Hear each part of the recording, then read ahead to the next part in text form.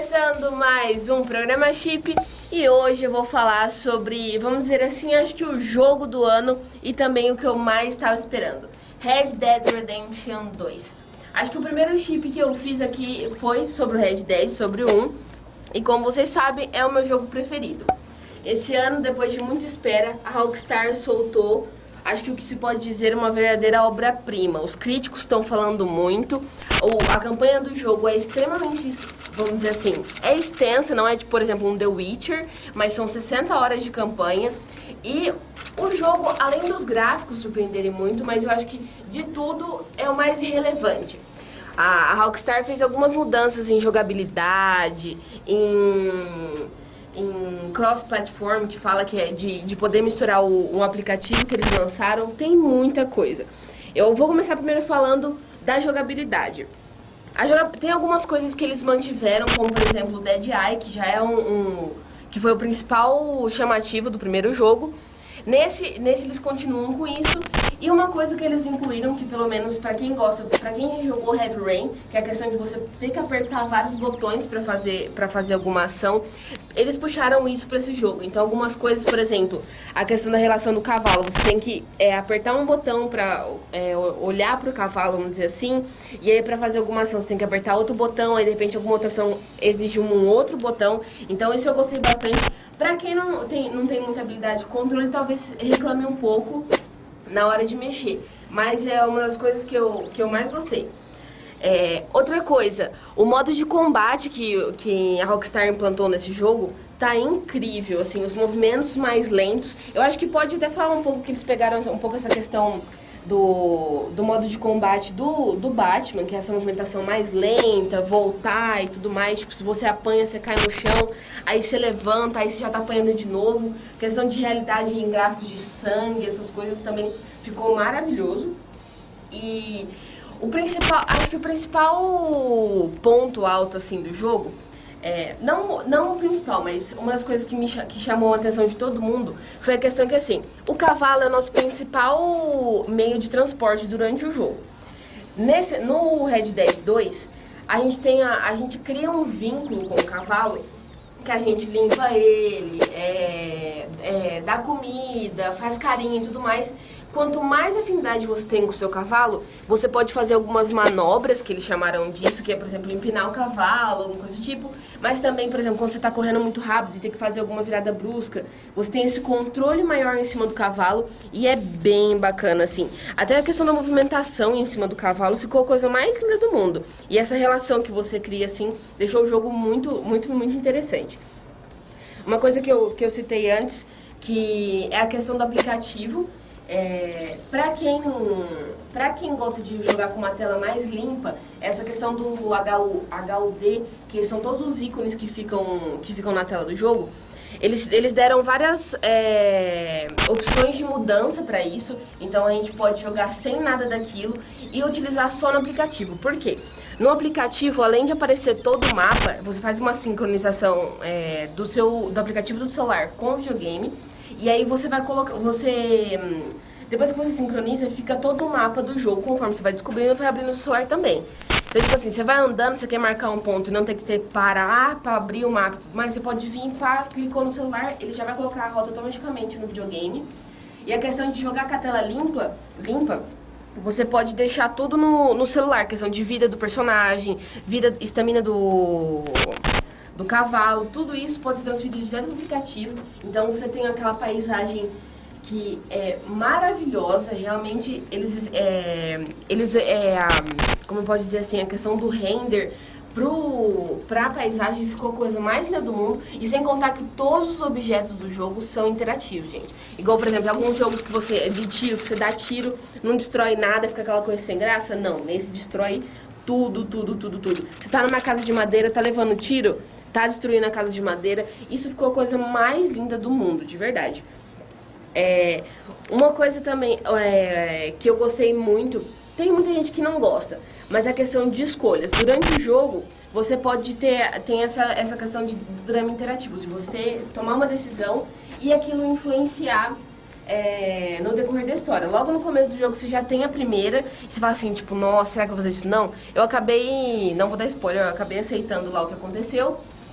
E esse mecanismo de escolhas eu gosto muito. Pra quem não gosta, vai falar assim, porque o que muita gente reclamou é que o jogo tá, a história dele é um pouco lenta, sabe? Porque assim, todo o começo é tipo um mini tutorial e tudo mais, depois que vai entrando um pouco, mas mesmo assim é um pouco lento ainda, não tem aquela coisa, tipo, por exemplo, no Red Dead 1 que já começa todo vapor. Não, esse é muito mais a questão de mostrar a gangue em si, porque a história volta tudo nisso. Uma coisa que eles fizeram é a questão de como você pertence à gangue, vocês estão sempre mudando de lugar.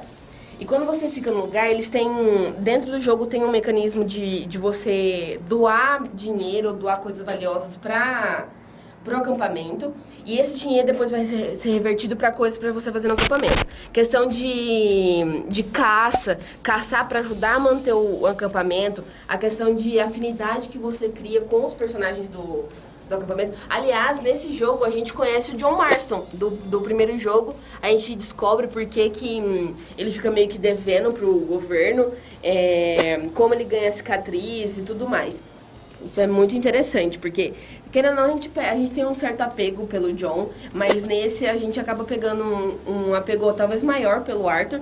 E uma coisa que eles fizeram foi a questão de você poder alterar No 1 a gente podia trocar a roupa do personagem, só que esse a gente pode realmente montar o outfit do personagem. Se ele tá com barba, a gente pode decidir se a gente quer que tire a barba, se quer que deixe a barba mais curta, como que faz isso, se a gente vai colocar uma roupa de tal jeito, de tal daquele. Uma coisa...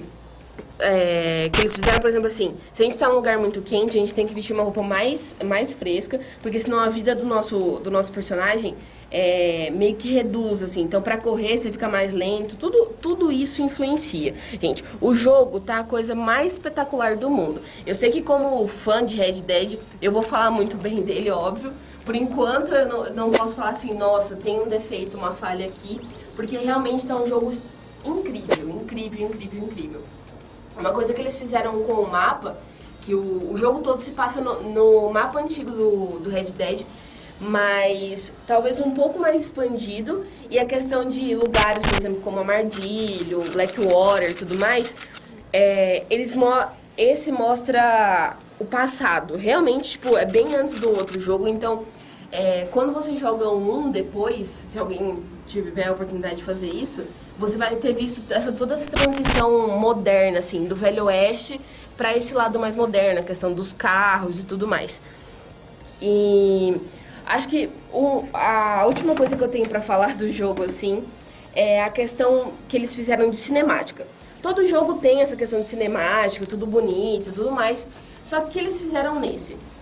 Por exemplo, se você está andando de cavalo e está indo viajar para algum lugar, alguma coisa assim, você tem a opção de apertar um botão do controle. Quando você aperta ele, o jogo para de ter aquelas barras embaixo, de saúde e tudo, ele vira uma cinemática e você fica acompanhando todo o ambiente do jogo como cinemática. Gente, é a coisa mais linda do mundo ver aquele baita daquele cenário com o gráfico maravilhoso em cinemática. É incrível, assim. Eu fiquei surpreendida a primeira vez que isso aconteceu. Eu falei assim, nossa, os caras vieram pra falar assim, aqui é o jogo do ano. Tá uma coisa incrível, incrível, incrível, incrível, gente. É assim, quem tiver a oportunidade de jogar Red Dead logo, jogue. Não esperem. Eu, na minha ansiedade, eu acabei recomprando logo o jogo. Assim que saiu, eu já comprei, porque tá a coisa mais linda do mundo. Então, se você gostou dessa dica, se você tá muito afim de jogar Red Dead, eu espero que eu tenha te convencido, porque é um jogo que vai valer muito, muito, muito a pena. Mas agora vocês vão conferir uma dica de quadrinhos com o Jefferson. Vai lá!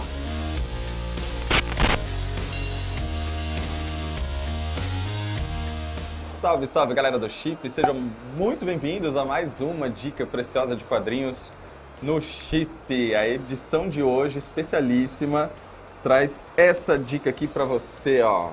Raríssimo, impossível de ser encontrado, publicado uma única vez em Terra Brasilis. Ais Inimigo. Quem é Ais Inimigo? Você vai ficar sabendo já já. Sabe aquela pergunta que todo mundo faz para um colecionador? Se você pudesse salvar da sua coleção no caso de um incêndio alguma das qual que era a edição que você salvaria? Eu penso, Jefferson, que Ais Inimigos seria essa edição. Esse capricho todo que vocês veem aqui, eu imagino que na sua TV HD você deve estar vendo a edição um pouco surrada e tal, maltratada, porque ela é uma edição que foi publicada em 1995, mais ou menos no Brasil, pela editora Abril.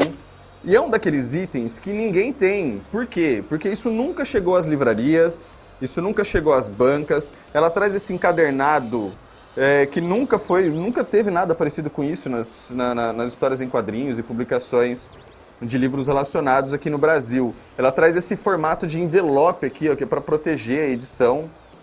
Embora o dono da edição não tenha cuidado dela tão bem, ela está um pouquinho amarelada, soltando capa, mas enfim, né?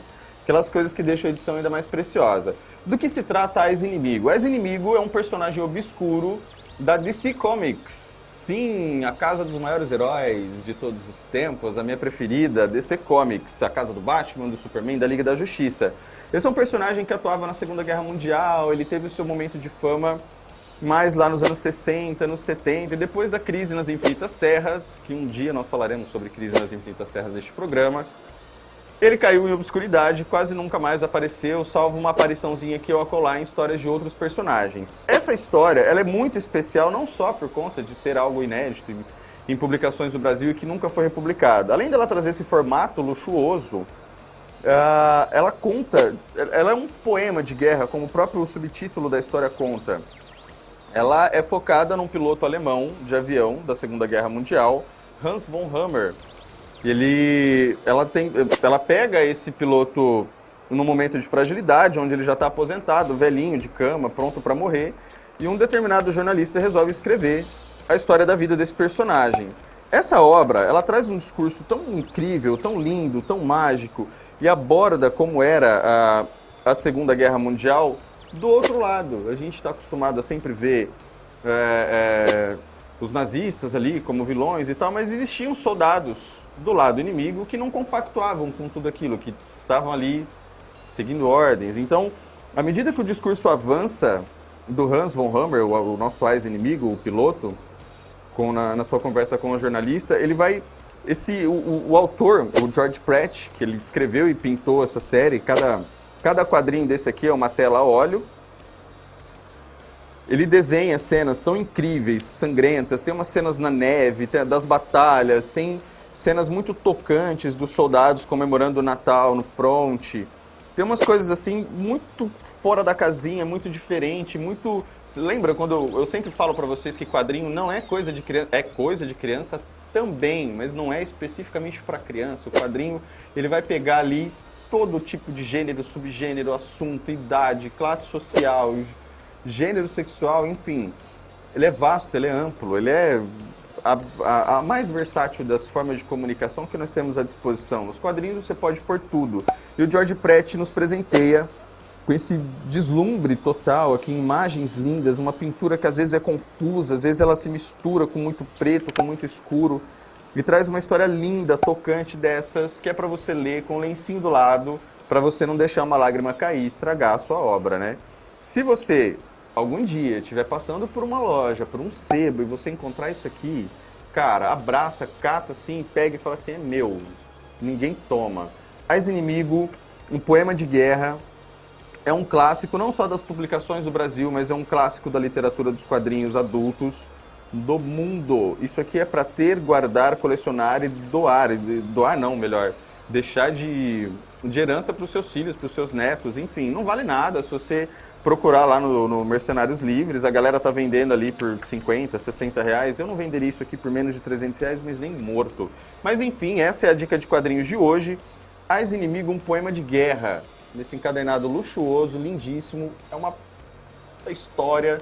Então, por favor, encontrou, leu, se você não encontrar lá no seu sebo favorito, você pode facilmente encontrar online para fazer aquela leitura marota, sem gastar nenhum tostão. Ou, de repente, se você paga algum streaming, você vai gastar um tostão.